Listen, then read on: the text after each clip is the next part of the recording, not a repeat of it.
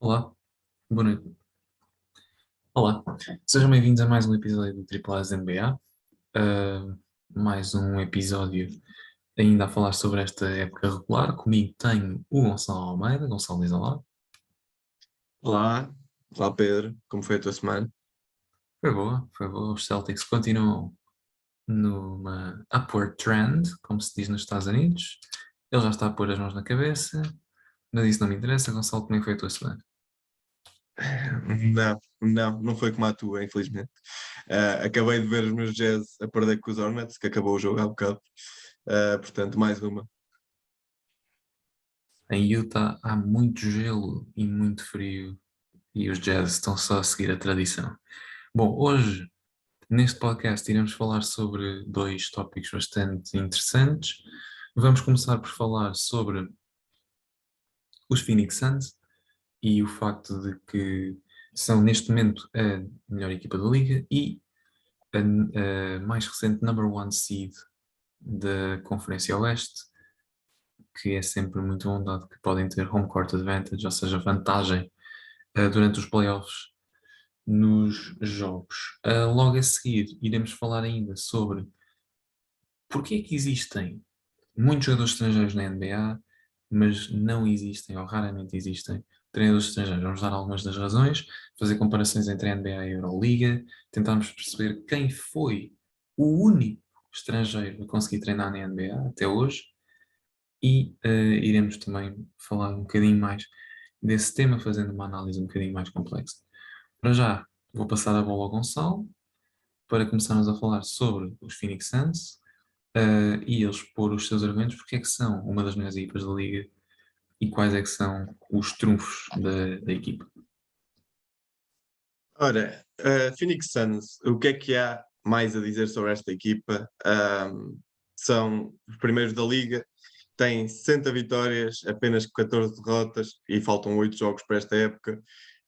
No ano passado acabaram com 21 derrotas, 51 vitórias, sendo que a época era mais curta. Este ano, a não ser que percam os jogos todos até ao final da época, já vão acabar ainda com um recorde ainda melhor. Têm são o segundo melhor offensive rating, o terceiro melhor defensive rating. São treinados por um excelente treinador em Monty Williams. E mesmo agora que tiveram sem Chris Paul, perderam apenas 4 jogos nos últimos 16, ou seja, desde que saiu o Chris Paul, desde que esteve lesionado. Devin Booker está em excelente forma, vem de um jogo de quase 50 pontos e graças a isso surgiram as reclamações por MVPs esta semana, e aí vamos lá pôr um bocadinho de travão, porque Devin Booker, para mim, lá está, pode ganhar o MVP daqueles que são os mortais, um bocadinho como os jogadores que vinham depois de Ronaldo e Messi na bola de ouro, mas perdoem-me, mas acho que ninguém neste momento tem capacidade de competir com aqueles três que estão cá em cima, claramente, Nikola Jokic, Joel Embiid e Giannis Antetokounmpo.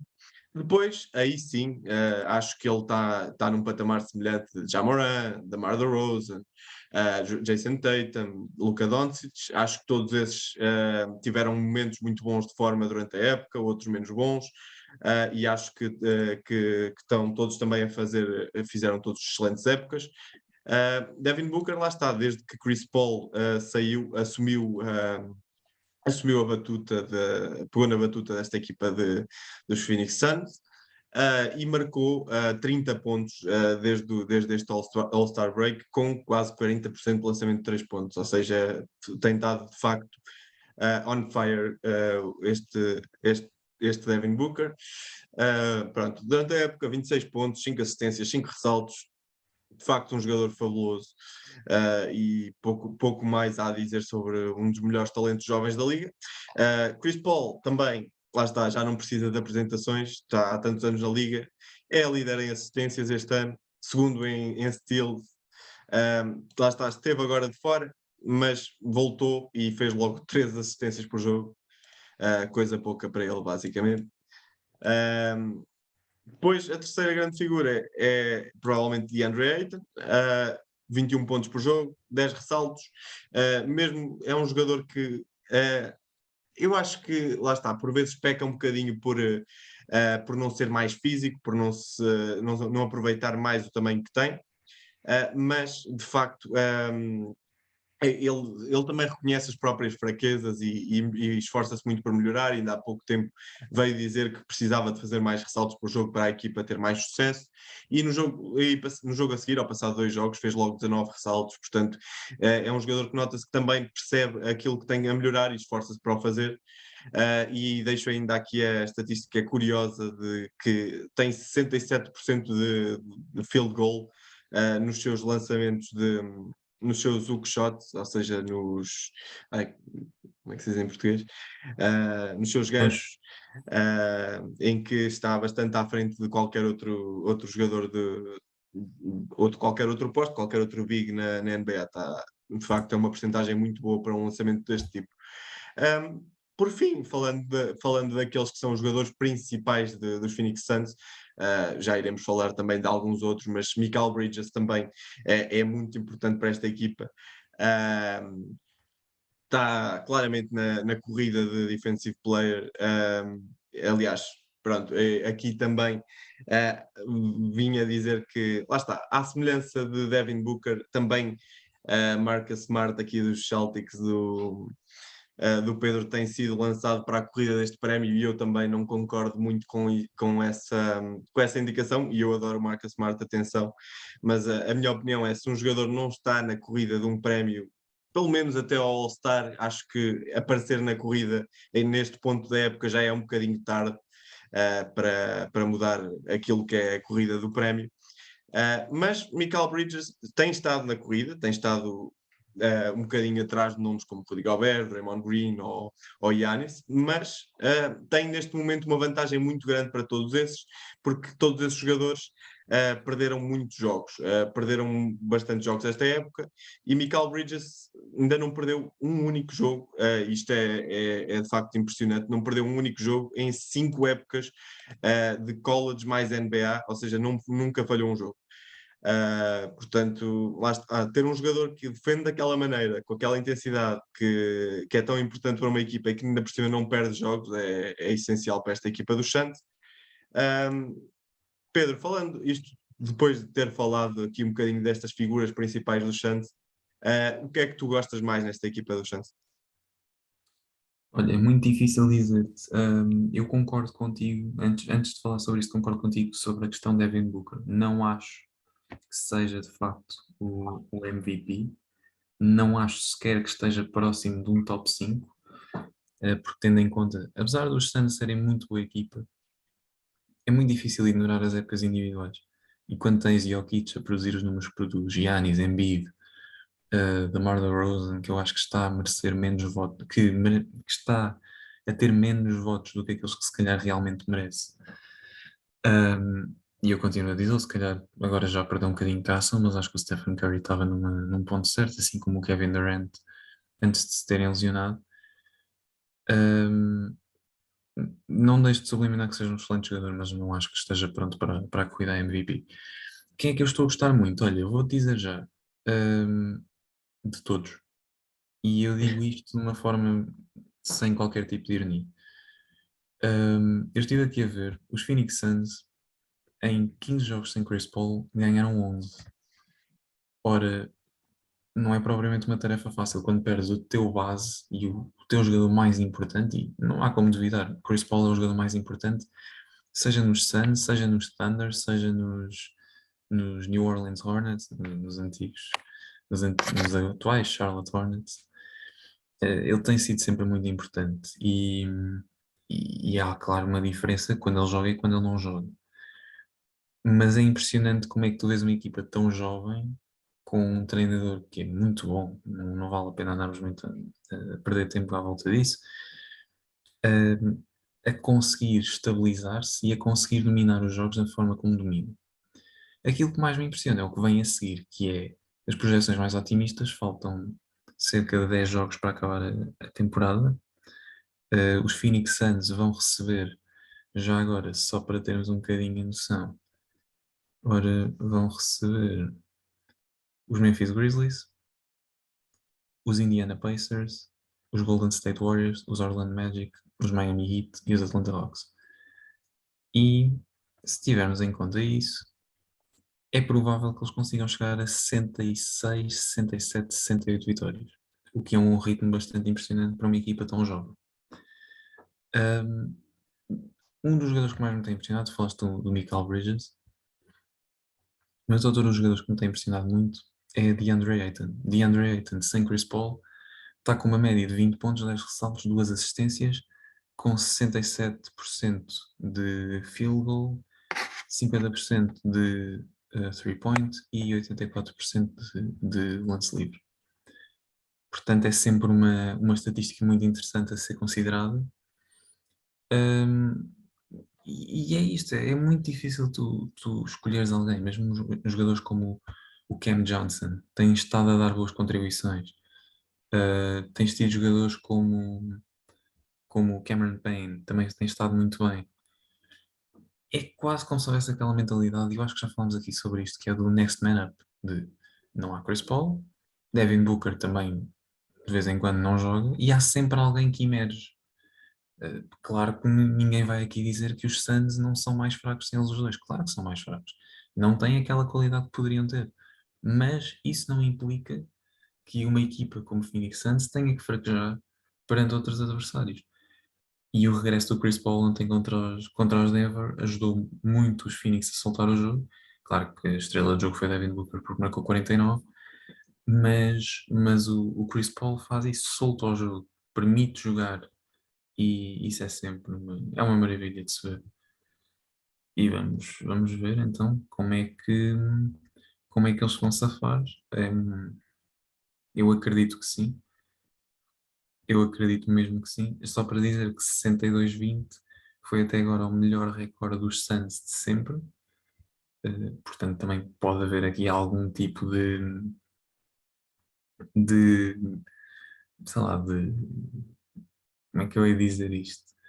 Uma espécie de alvo, uma espécie de objetivo de ultrapassar esse recorde, porque pronto, não deixa de ser um recorde.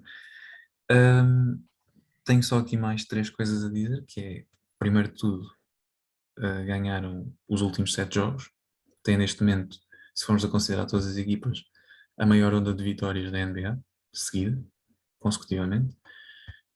Queria ainda juntar o facto de que o 5 inicial deles no quarto período normalmente é mortífero, a nível de plus-minus, Chris Paul, Mikal Bridges, Devin Booker, DeAndre Ayton.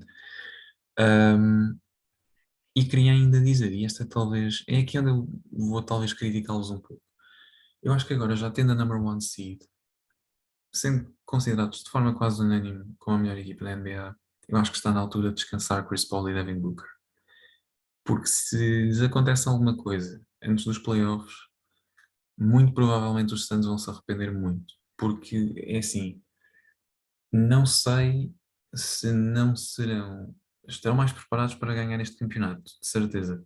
Mas eu não sei até que ponto é que eles não estarão mesmo muito mais preparados mentalmente para o ganhar. E eu acho que este é o ano, porque não é que eu acho que o Devin Booker se vai embora, mas há o rumor que o DeAndre Ayton pode sair no verão.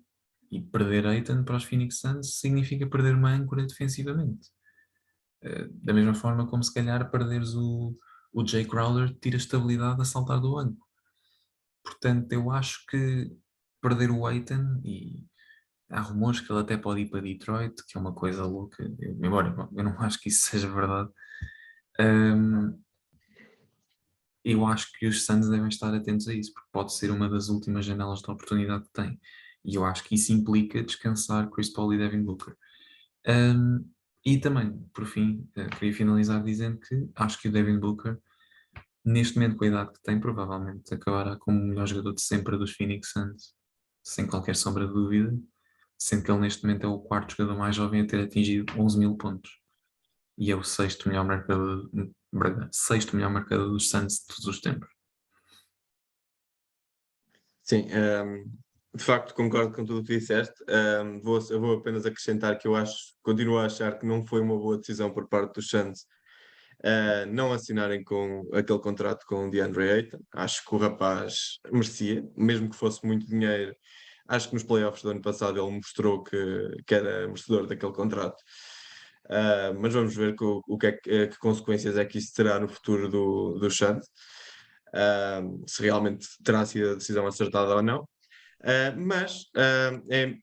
É assim, pouco se pode dizer sobre os últimos anos das decisões do front office dos Phoenix Suns, o que seria muito estranho de ser dito ainda há poucos anos atrás, de recordar que em 2013 os Suns escolhem Alex Len na quinta posição, à frente de Giannis, CJ, Gobert e muitos outros jogadores bastante melhores. E aqui vou só citar o Gonçalo do Pausa Técnica, que diz que tem uma tier list dos jogadores da NBA e que num tier sozinho está Alex Len, mais profundo, claramente, mas claramente num tier sozinho.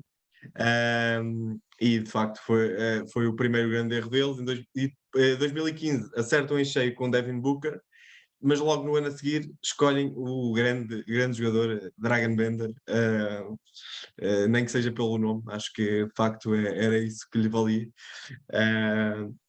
Mas é escolhido num draft também com bastante estrelas, Jamal Murray, DeJounte Murray, Sabonis, Siakam, Brogdon.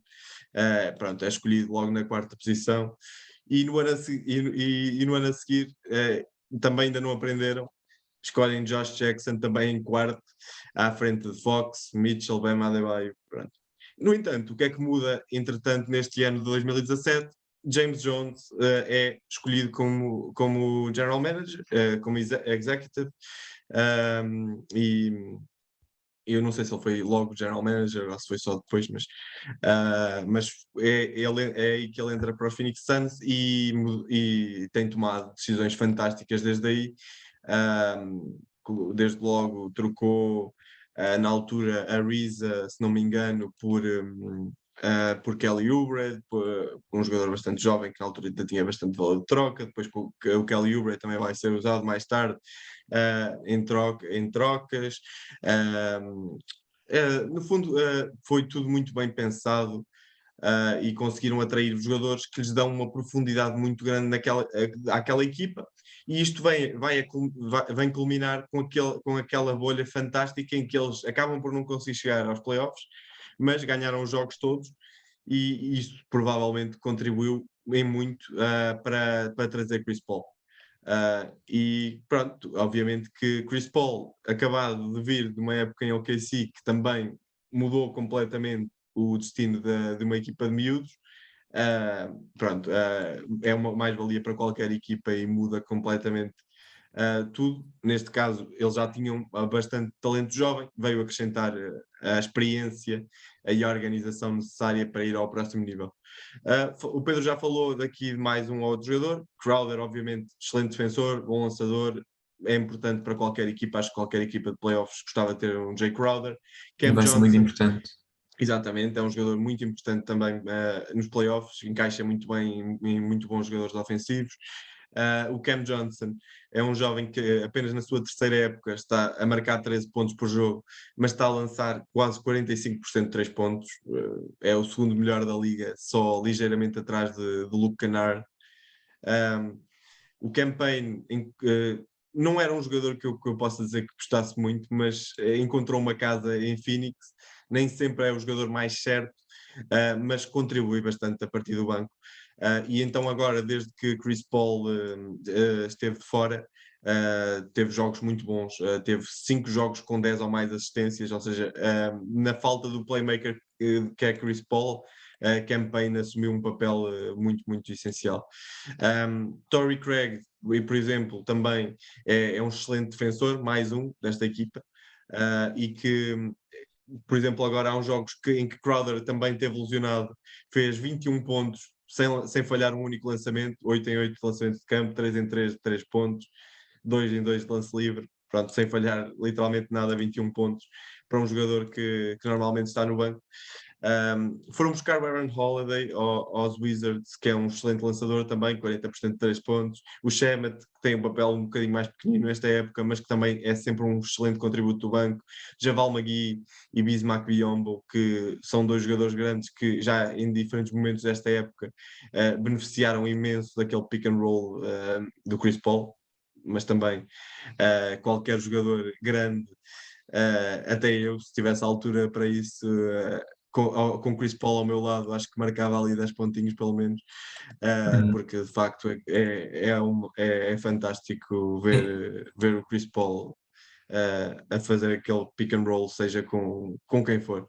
é a forma como Um, ele abre o jogo. Ele abre o jogo de uma forma. Ainda há uns dias estive a ver isso. A forma como ele abre o jogo para jogadores como o Shemet ou o Toric é brutal, porque ele consegue focar tanta atenção da defesa nele, que permite que os outros jogadores que não tenham tido tantas oportunidades consigam brilhar.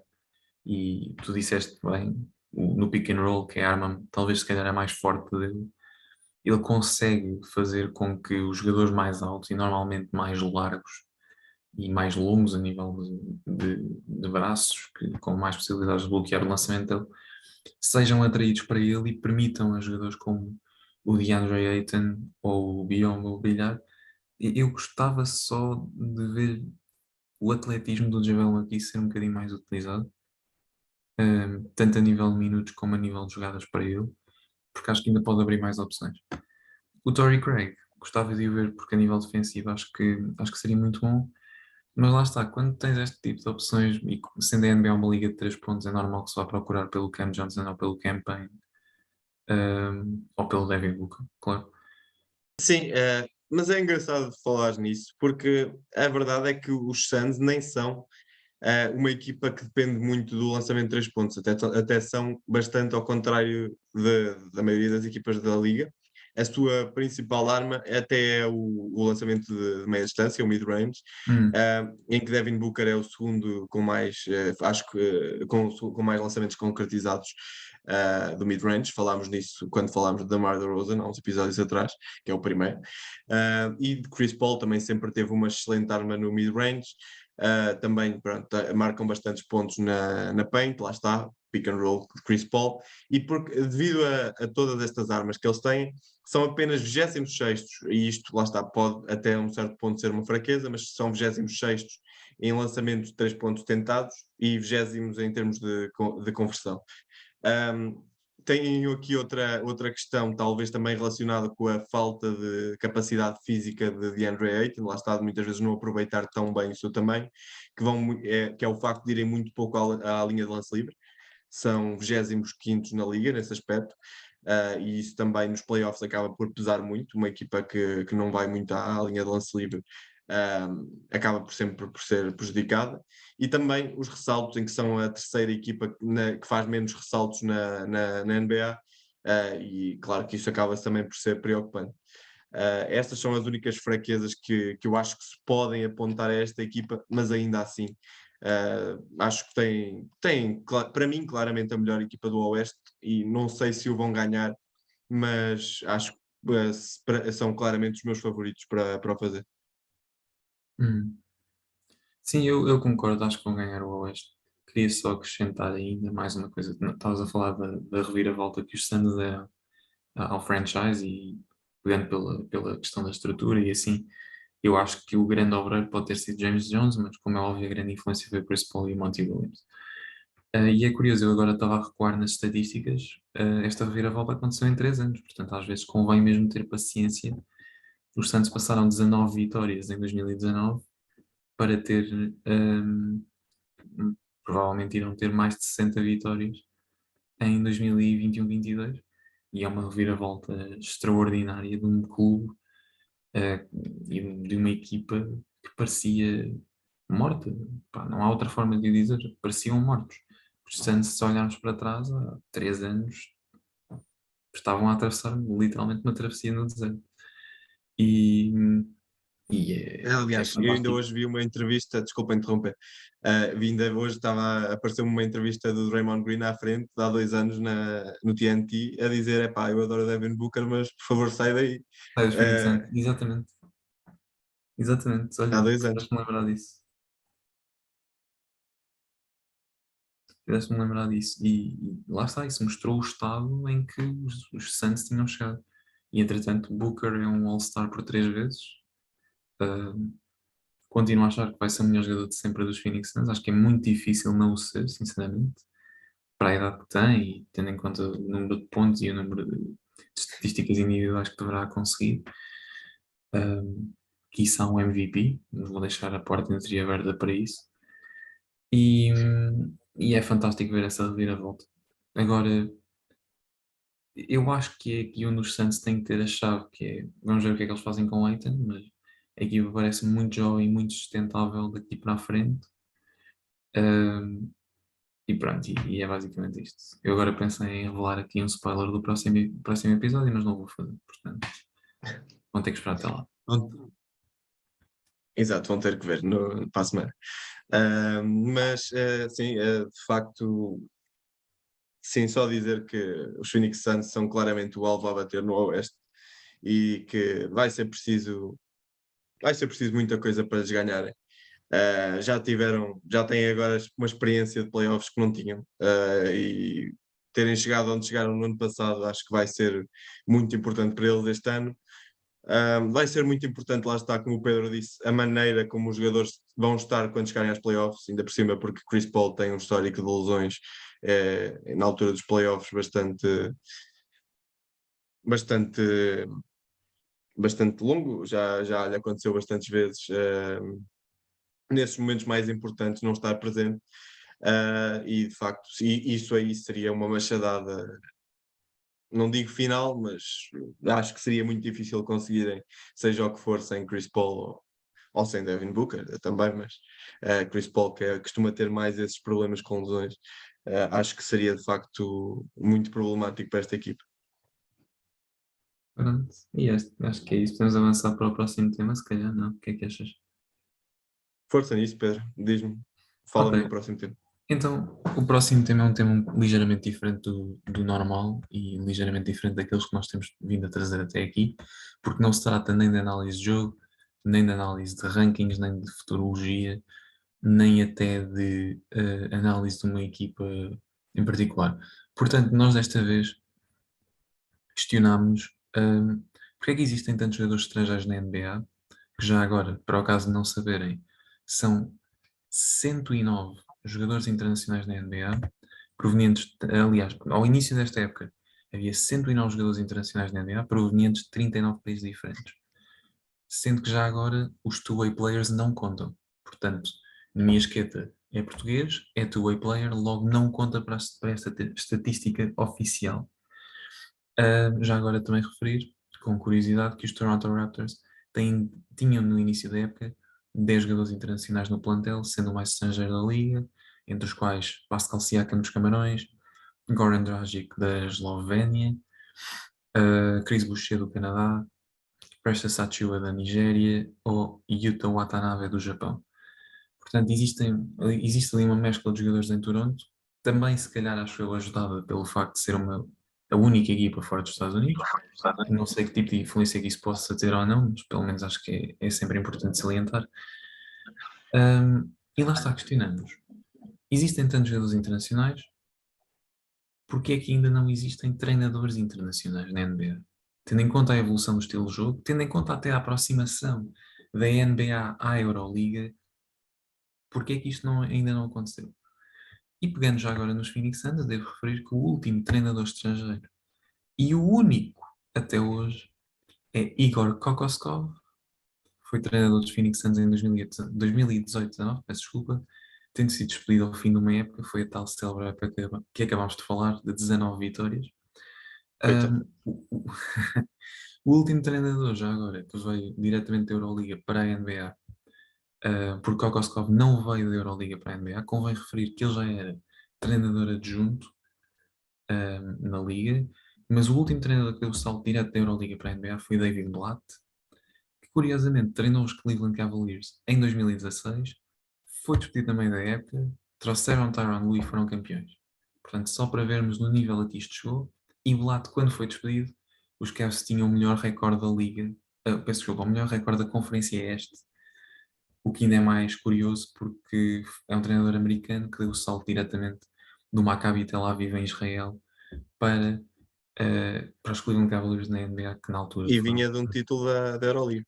e vinha de um título da Euroliga, exatamente, obrigado Gonçalo, e que vinha de um título da Euroliga diretamente para a NBA. Um, Se calhar, e pegando já aqui um pouco, depois nós vamos aqui mostrar um pouco do jogo, de alguns jogos que possam existir, só para termos aqui um bocadinho a noção de nível tático e nível de treino. Portanto, convém sempre explicar o que é a Euroliga. A Euroliga é uma espécie de Champions League do basquetebol, tem as melhores equipas da Europa, entre os quais nomes sonantes como Barcelona, Real Madrid, Olympiacos, Panathinaikos, Alba Berlim, um, normalmente uma das equipas italianas, o Bolonha, o Virtus, normalmente estão lá. SKA, CSKA de Moscou, exatamente. Um, Portanto, existem sempre grandes equipas a jogar nesta liga. Há, obviamente, que tal como no futebol, que é se calhar o melhor paralelismo que podemos dar, cada país tem a sua liga. Em Espanha, a Liga ACB talvez das mais conhecidas, na Rússia existe o Campeonato Russo, tal como cá em Portugal, onde existe o Campeonato Português.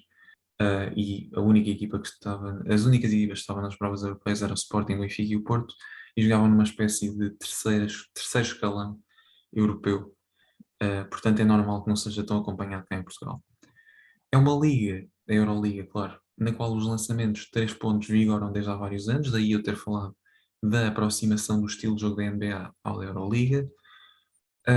A base deste tipo de liga é o movimento da bola, a procura de espaços, fixando-se muito em bloqueios ofensivos que possam criar esse espaço, ou seja, os pick and roll. O que é curioso, porque quem é o melhor jogador a movimentar a bola e a procurar espaços? Pelo menos é mais consensual, Stephen Curry. E foi um jogador que beneficiou muito desta subida do estilo de jogo e não deixa de ser curioso. O que é que existe de diferente? É que há menos protagonismo dos jogadores. É muito mais uma liga de treinadores e onde a tática impera. É uma liga onde, não havendo tantos jogos, se dá mais ênfase no treino. Há mais treinos, há treinos todos os dias e só há um jogo ao sábado ou ao domingo, o que permite às equipas ter uma melhor recuperação, estarem mais bem preparados fisicamente e prepararem melhor as jogadas que vão ter de executar num determinado fim de semana. Portanto, isso conta sempre muito. Ahm, Lá está, como tinha referido, a aposta não é nos treinadores estrangeiros, mas sim em treinadores adjuntos da NBA ou em treinadores do NCAA, do College Basketball, March Madness. E também, se calhar, uma das coisas que ajuda a explicar o porquê de não ter havido agora este movimento entre a Euroliga e a NBA é que, a nível orçamental, para todos os efeitos, as equipas pagam bem. Portanto, é normal que, se calhar, um treinador não se sinta tão confortável em trocar o Olympiacos, por exemplo, pelos Detroit Pistons, por exemplo. Portanto, acho que é sempre uma daquelas coisas muito curiosas que as pessoas devem considerar, e é normal, o dinheiro faz parte deste tipo de negócios, e faz todo o sentido que exista, que exista este tipo de questão. Estou aqui agora a mostrar o jogo que deu ontem à noite entre o Maccabi Tel Aviv e o Real Madrid para a Euroliga, para a ronda dos 32, e eu vou aqui só referir alguns pontos. Vamos ver aqui um triplo de um jogador que já esteve na NBA, Gershon Yabusele. Portanto, aqui já podemos ver o pick and roll, a procura do espaço, e eu quero parar aqui. Portanto, uma das coisas mais curiosas que está aqui na Euroliga e que eu considero que tem vindo a melhorar ao longo do tempo na NBA, como podem ver, estão 3 jogadores do Maccabi Tel Aviv, todos de um lado. E o pick and roll vai ser efetuado de uma forma. Temos aqui o defesa do Real Madrid. O Real Madrid está a vestir de roxo. Ele vai ficar sozinho numa ilha. Como podemos ver, este jogador, o base, vai atacar o espaço. Neste momento há um pick and roll. Podemos ver que os 3 jogadores estão estáticos. A defesa não sabe muito bem o que é que há de fazer. Há aqui 2 ou 3 jogadores, 2 deles pelo menos, que estão um bocadinho fora das suas posições. E depois aqui, com a separação que há entre o jogador que está a fazer o bloqueio e o jogador que está a defender o jogador que faz o bloqueio, podemos ver a facilidade com que o jogador do Maccabi Tel Aviv consegue afundar. separação aqui e ali os três jogadores aqui praticamente estáticos a verem o jogo acontecer. Se puderem reparar, aqui o jogador está a dizer ao colega de equipa para avançar para o topo, caso o bloqueio não surtisse efeito,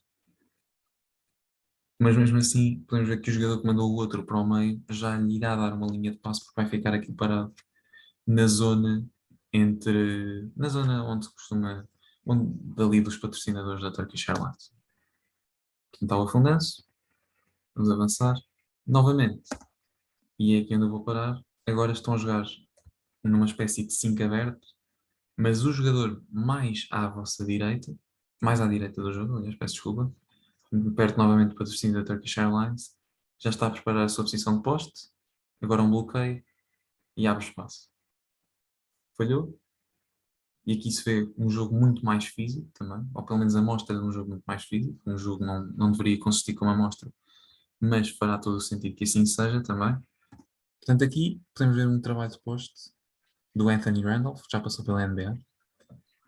E o trabalho de poste, ele tem uma altura maior do que o outro jogador, e como podemos ver, não há propriamente muitas linhas de passe, o que também demonstra muito bem normalmente o tipo de defesa que é jogar.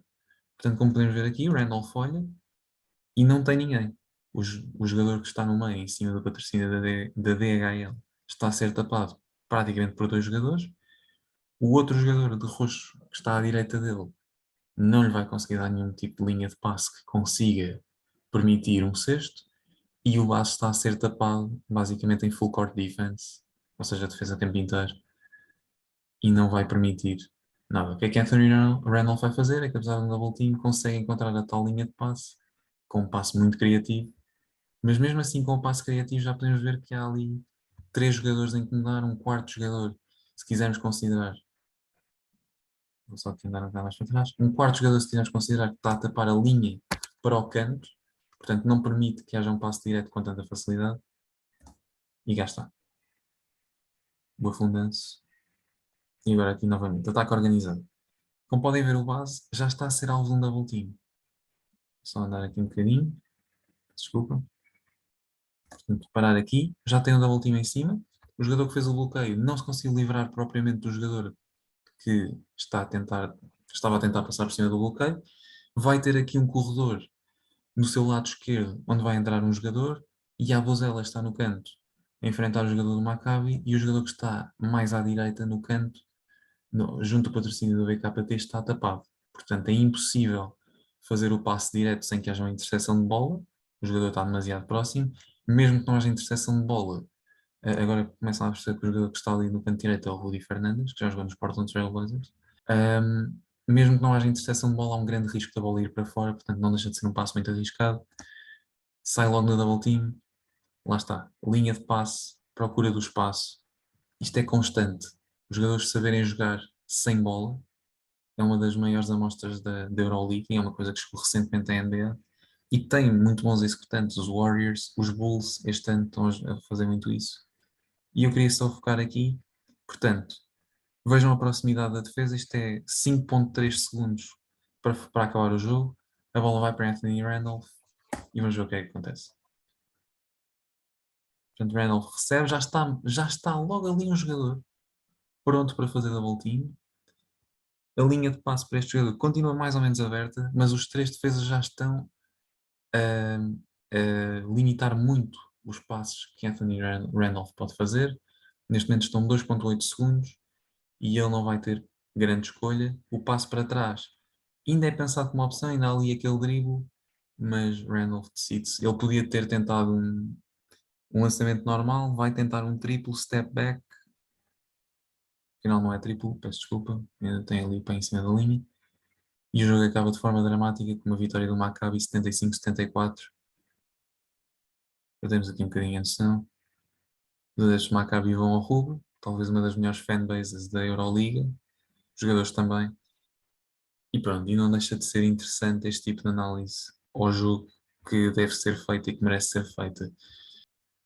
E em suma, só para acabar esta análise e só para permitir explicar isto, os treinadores europeus não teriam um papel tão ativo como isso na NBA, porque é uma liga muito muito composta pelos jogadores, e onde os jogadores são as principais estrelas, menos tempo para organizar esquemas, possíveis jogadas de ataque ou defesa para melhorar uma equipa, embora deva ser dito que há treinadores que poderiam treinar com facilidade na NBA. E assim acaba a minha análise, vou passar a bola ao Gonçalo para ele também referir alguns aspectos sobre esta temática. Acho que o Pedro explicou muito bem aqui o estilo de jogo da Euroleague. Acrescentar apenas que, por acaso, esta semana, quando o Pedro me falou deste tema, quando o Pedro me sugeriu este tema, e falarmos um bocadinho desta questão que já tinha passado pela nossa cabeça, do porquê de não termos mais treinadores internacionais na NBA. Este ano temos um que é Steve Nash, mas nem chega a ser, na medida em que também é norte-americano, ou seja, faz na mesma parte da liga, apesar de só termos uma equipa do Canadá. E de facto, a verdade é que havia vários treinadores que poderiam ter passado pela NBA, mas é um bocadinho isto, o próprio Mike D'Antoni, que apesar de ser meio americano, meio italiano, já veio explicar que a verdade é que a maior parte dos treinadores queria ficar na Europa, porque um trabalho de treinador na Europa ainda assim é muito melhor pago do que um trabalho de treinador adjunto, um treinador assistente na NBA. E a verdade é que treinadores principais é muito difícil conseguirem, sendo europeus, e especialmente nos primeiros anos teriam que vir para os Estados Unidos, andar como treinador assistente a ganhar pouco dinheiro durante alguns anos e só aí ambicionar eventualmente a ter um lugar destes. E o caso de Kokoskov é exatamente paradigmático disto. Ele foi assistente dos Clippers, dos Pistons quando foram campeões em 2004, dos Suns, dos Cavs, dos Magic, do Jazz, e só aí, em 2018, passado 14 anos de estar na liga, é que foi treinador principal. E teve também bastante azar com a equipa que apanhou, infelizmente. Não sei, E queria, também não seria. e queria só interromper, desculpa, só para dizer que ele treinou a seleção da Eslovénia no ano anterior a ir para os Suns, e que ganhou o Eurobasket, que é uma espécie de europeu de basquetebol. Exatamente. E no fundo, lá está, a oportunidade que ele teve na NBA foi uma oportunidade, mas seria muito difícil fazer alguma coisa com aquela equipa do Suns. Portanto, também acho um bocado injusto não ter tido mais nenhuma oportunidade. Entretanto, foi assistente dos Kings, voltou a treinar depois o Fenerbahçe, e agora é assistente em Dallas mais uma vez.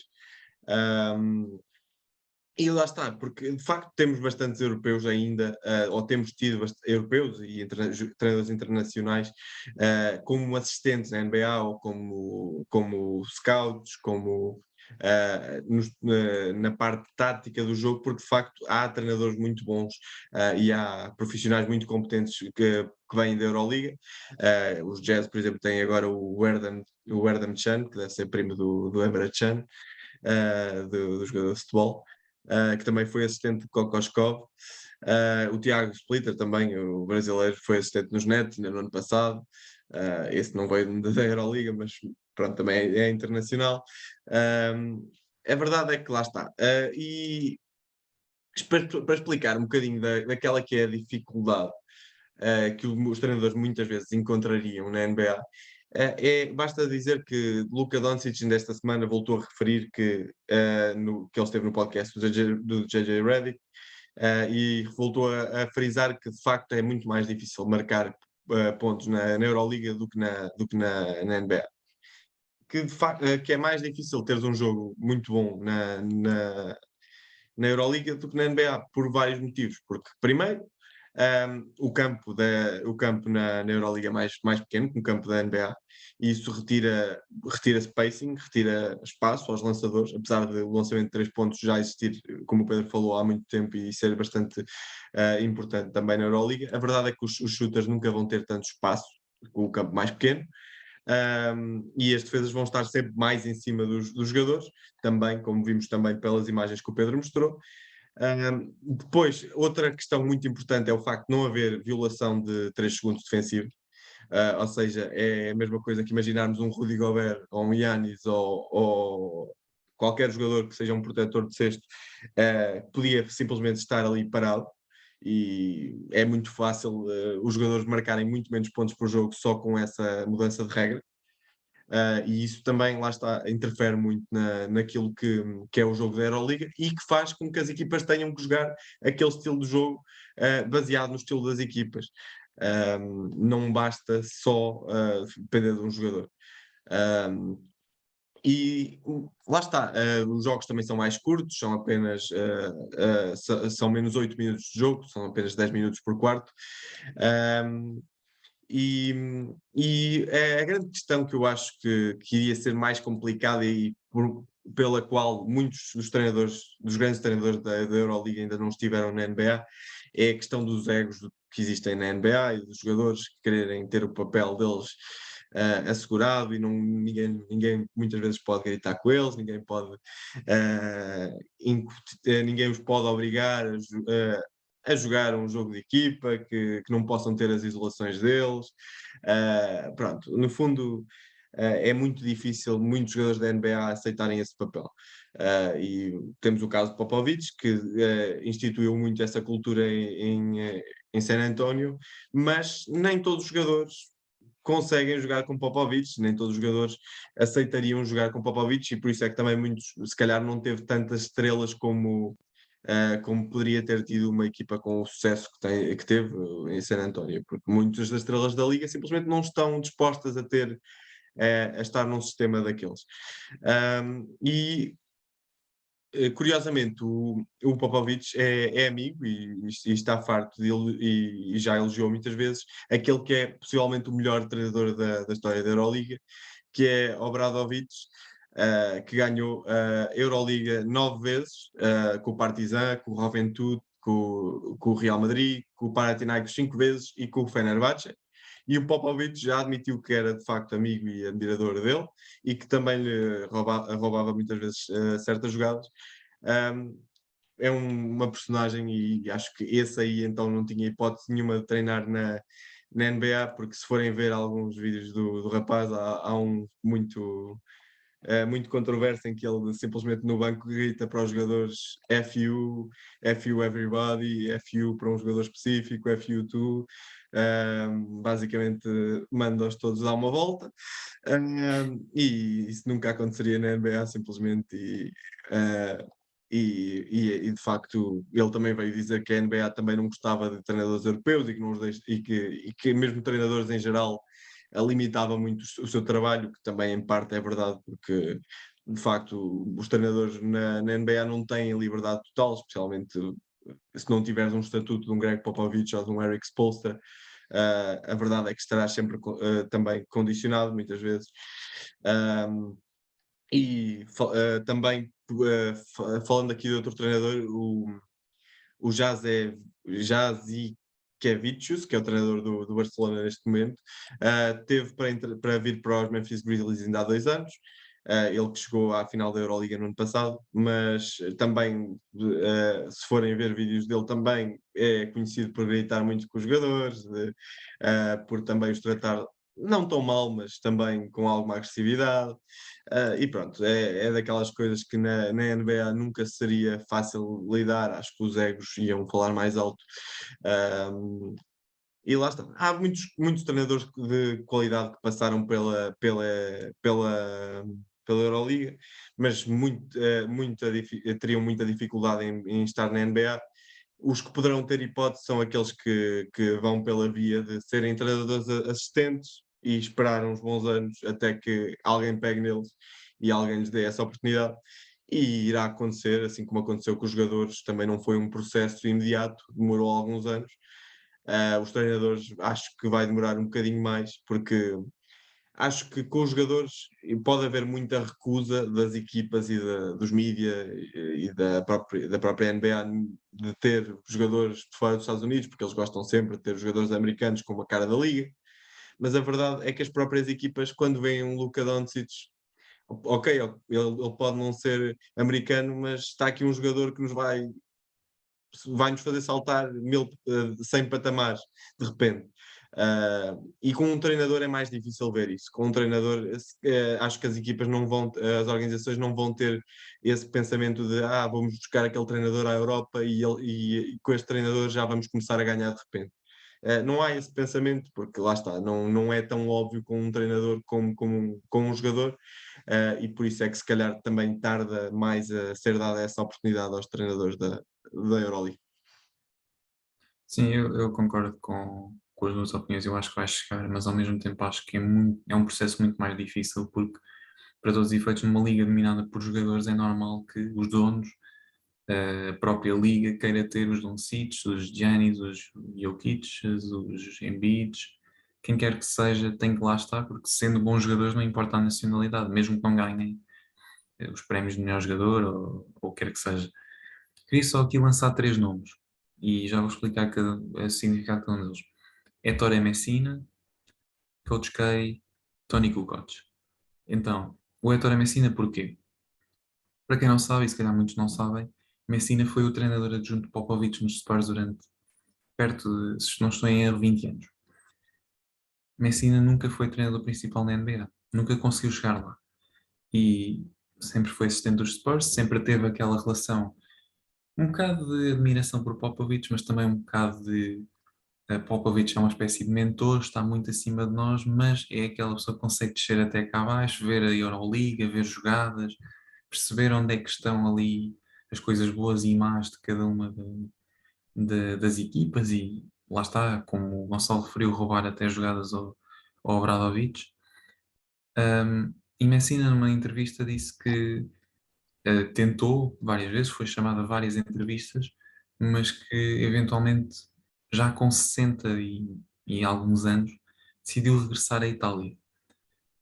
O que eu não compreendo, e é aqui onde eu discordo um bocadinho do Gonçalo, mas também não é muito, é só mesmo por uma coisinha de nada.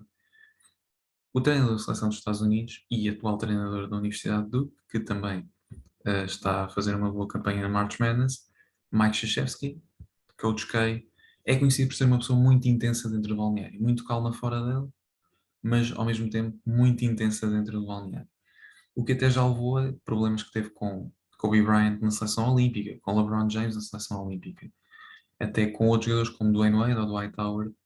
Ele é treinador desde 2008, portanto e foi treinador até 2020, salvo erro. Portanto, acompanhou 4 equipas olímpicas. Teve que fazer um grande esforço para unir os jogadores, para fazer com que houvesse realmente um grupo. Mas não deixa de ser uma pessoa intensa. Agora, o que é mais curioso é, será que ele é só uma pessoa intensa em Duke e que dá uma rédea mais solta, por assim dizer, na seleção? Será que não faz o espalhafato todo que fez que faz na universidade? É que nós até já ouvimos jogadores como Jason Tatum, Brandon Ingram e até o JJ Redick falar que ele é mesmo muito intenso, que ele chega a pôr jogadores a chorar, que ele uma vez disse ao Jason Tatum que se não estás motivado, sai da equipa. Não és um exemplo para ninguém, não vale a pena estar sequer aqui. E estamos a falar de um jogador que hoje é top 10 da NBA e levou essa descasca de Popovich à frente dos colegas de equipa numa reunião fora do jogo, fora do âmbito de jogo, fora do âmbito de treino, fora do âmbito balneário. Um, Sendo obviamente uma reunião de equipa. E não deixa de ser interessante pensarmos, será que há esse paralelismo? E agora? Porque agora o treinador da seleção dos Estados Unidos é o Steve Kerr. Portanto, não é muito difícil perceber onde é que vai haver aquela onda mais liberal, quem é que eles vão buscar. Pronto, há esse tipo de questões, mas já não há esse problema. E por fim, queria referir o Tony Kukoc mais numa questão de desvalorização do jogador europeu e também, neste caso, fazer o paralelismo com a desvalorização do treinador europeu, que é o Kukoc, quando chegou aos Bulls em 92,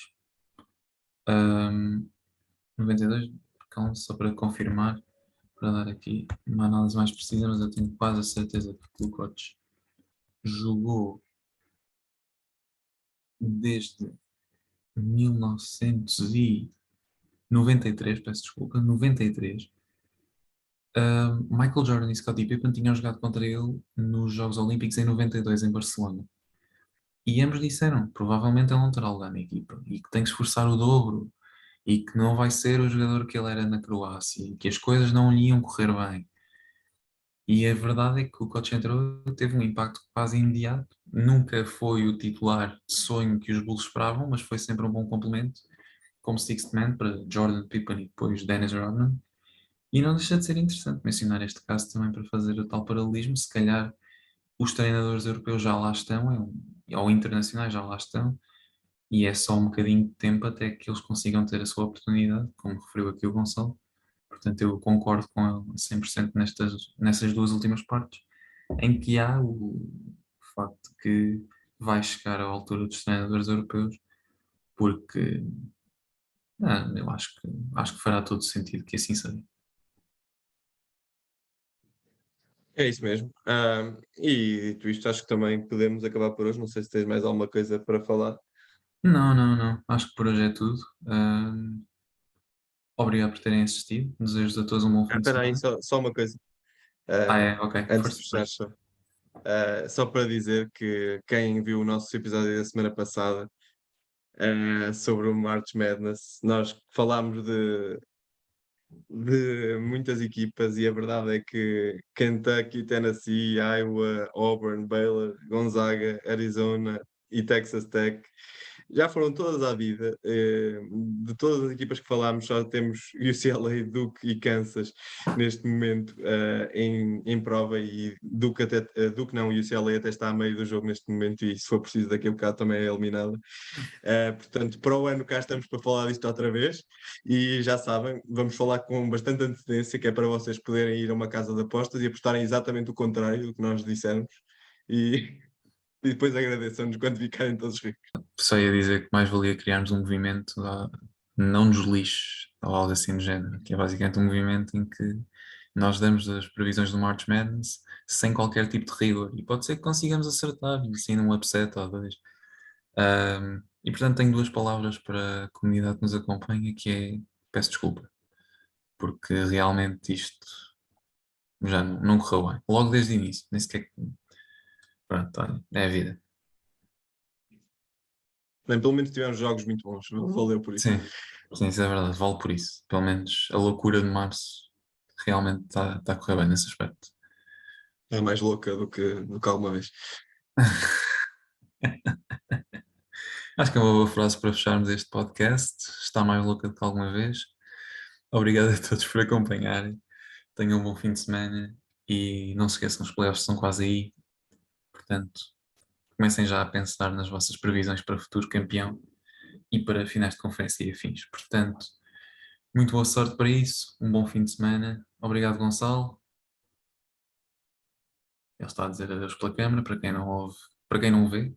Portanto, convém sempre, pronto, darmos aquela chega. E pronto, obrigado, adeus, bom fim de semana, cumprimentos.